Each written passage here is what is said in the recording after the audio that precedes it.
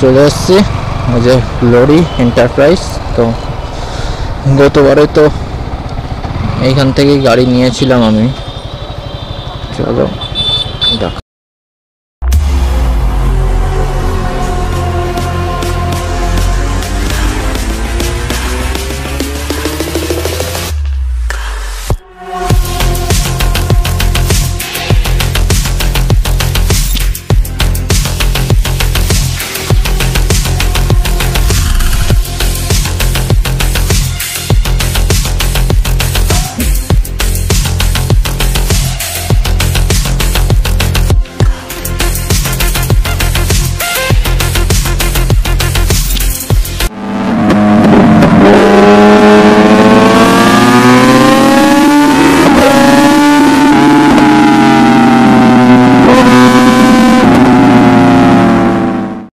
Good morning.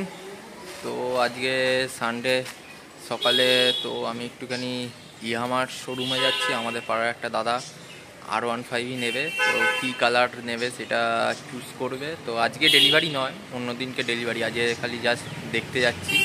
আর চুঁচড়োয় গেলে যখন যাচ্ছি ইয়ামার শোরুমে গ্লোরিতে, তো ওইখান থেকে আমি ইয়েও করে নিতে পারবো, কী বলে, আমার বাইকের মডিফিকেশনের জন্য কয়েকটা পার্টস কিনতে হবে, লাগাতে হবে।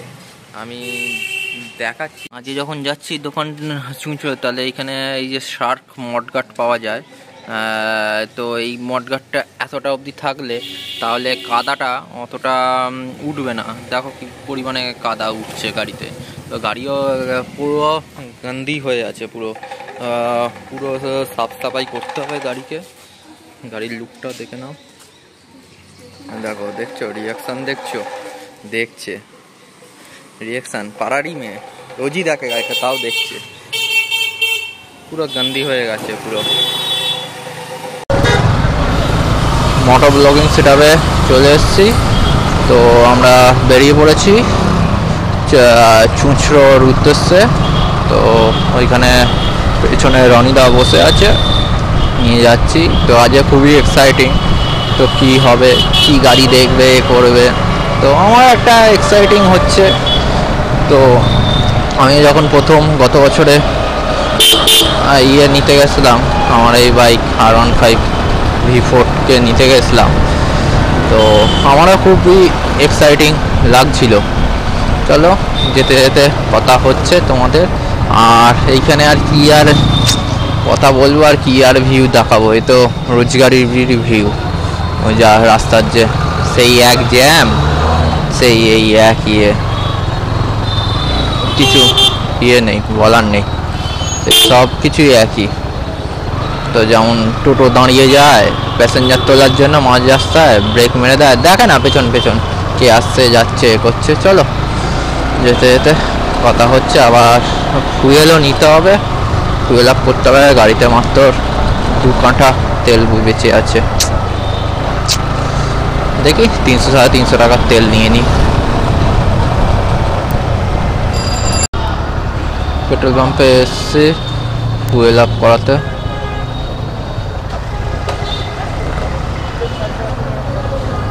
চলো তাই করাবো।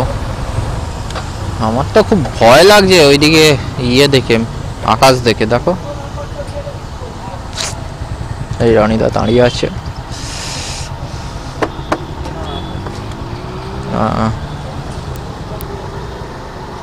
ফুয়েল আপ করিয়ে নিয়েছি, অনেকটাই উঠে গেছে দাগ। চলো, গাড়িতে তেল ছিল, কারণ আমি বলতে চাই না বারবার, ডিজিটাল মানে মিটার তো খুব অসুবিধা। গাড়ি বেশি সিঙ্গেল স্ট্যান্ডে রাখলাম, তো দেখলাম 3 দাগ ছিল, 2 দাগে 1 দাগে কমে গেল পক করে। তো খুব প্রবলেম করে এটাতে। চলো আর বেশি কথা বলছি না, টানতে হবে, এখন ট্রেনে বেরাই, নাহলে ফালতু বাড়ি আসতে আসতে লেট হয়ে যাবে।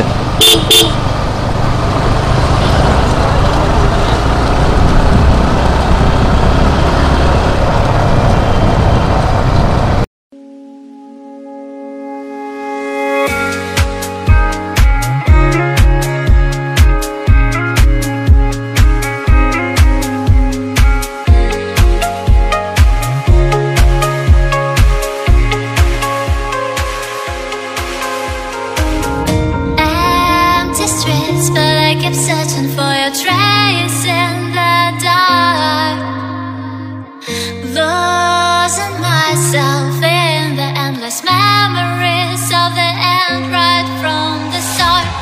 You're an obsession in my head. দেখতে পাচ্ছ রনিদা বসে আছে, তো হাওয়া ফাওয়া ফিল আপ করছি, টায়ারে হাওয়া কম ছিল, গাড়ি হ্যান্ডেলিং কাঁপছিল, পাঠিয়ে দিয়েছি।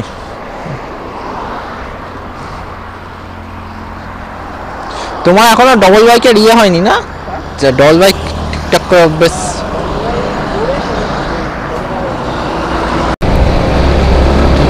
দুটো লরি মিলে কেমন করছে, যেতে ইচ্ছে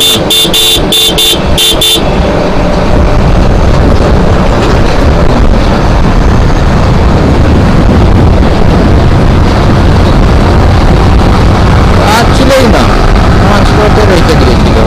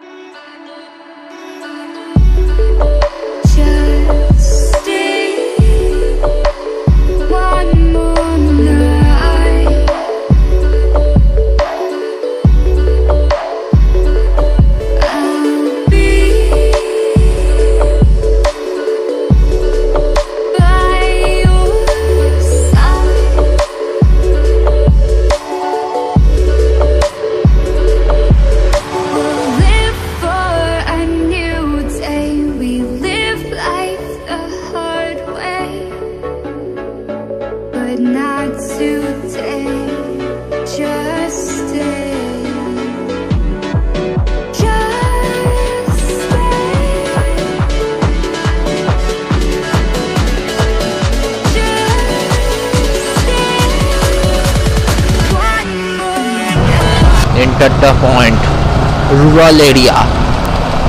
আমরা গ্রামের রাস্তার ভেতর দিয়ে ঢুকেছি। চারিদিকে আম বাগান, দেখো চারিদিকে আম বাগান। ও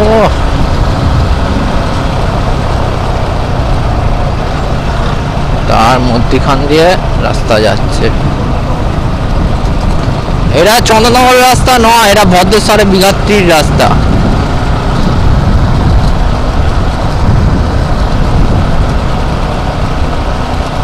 এই পাশটা দিয়ে দিল্লি রোড চলে যাচ্ছে, আমরা ভেতর দিয়ে ঢুকেছি। ও ঠান্ডা গরম একটা হাওয়া লাগছে, এত না সুন্দর, আলাদাই মজা।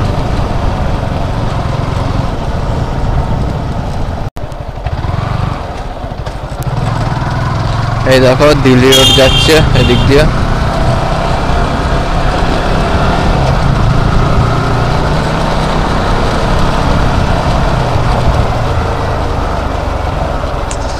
ও এদিকে একটা মন্দির আছে বেশ ভালো। রাস্তাটা কেমন গো? পুরো বাঁশঝাড়, ওয়াও। এখানে রাতের বেলা যদি তুমি বাইক নিয়ে আসো না একা, রাত্রি 7টা-8টার নাগাতি ভয় ধরে যাবে, কিন্তু পুরো ভয় ধরে যাবে।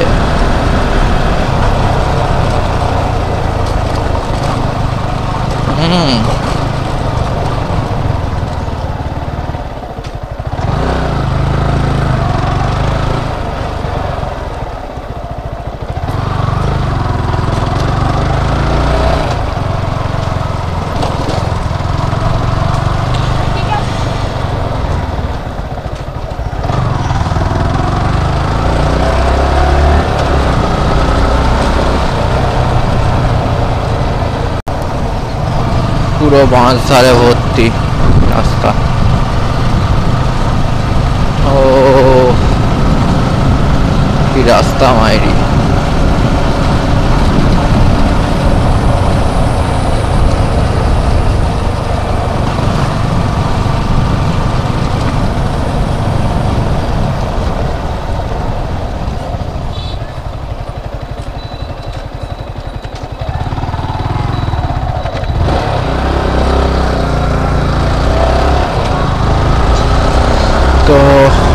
আমরা আবার নসিবপুরের রাস্তাতে উঠে পড়লাম।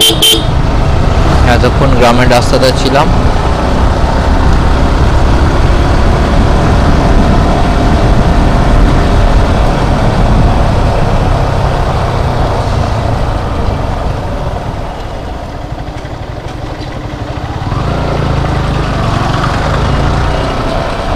আরে সালা যেভাবে গাড়ি ওভারটেক করছে চেপে দেবে সালা, তাড়িয়ে যায় দেখছো।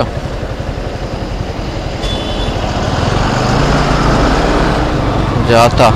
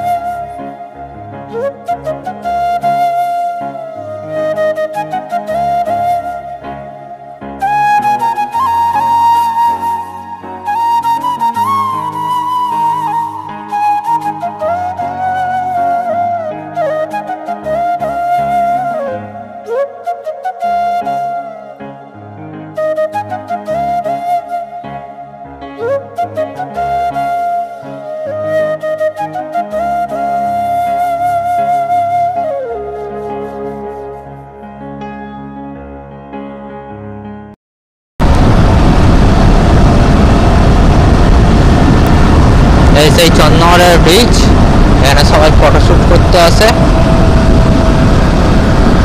এই জানো রনিদা, কয়েক বছর আগে একটা ছেলে R15 নিয়ে এখানে অ্যাক্সিডেন্ট করেছিল ব্যাংকের টানে। তো পেছনে ওর গার্লফ্রেন্ড ছিল, তো গার্লফ্রেন্ডটা রেলিংয়ে ধাক্কা খেয়ে পুরো স্পট হয়ে যায়, ছেলেটা বেঁচে গেছিল।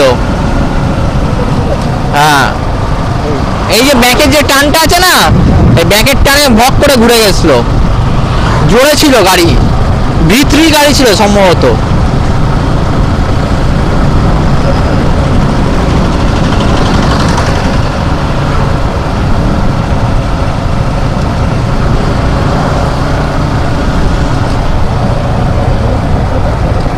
না না, রাস্তার উপরেই গেছিল, কিন্তু রেলিংয়ে ধাক্কা খেয়ে গেছিল, পুরো চাকা স্লিপ করতে গেছিল, লিন মারতে গেছিল, লিন করতে গেছিল।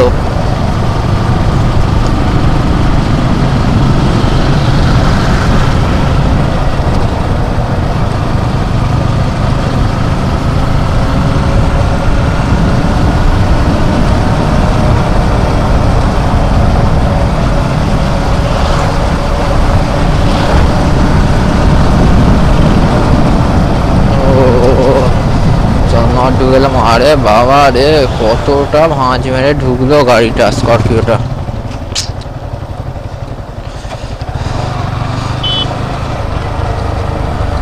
এই দেখো, দেখছো, আস্তে আস্তে যেতে হবে জলের ওপর দিয়ে, না হলেই তলা পুরো কাদায় কাদা হয়ে যাবে পুরো পেছনটা, যেটা সব থেকে বেশি ভয়।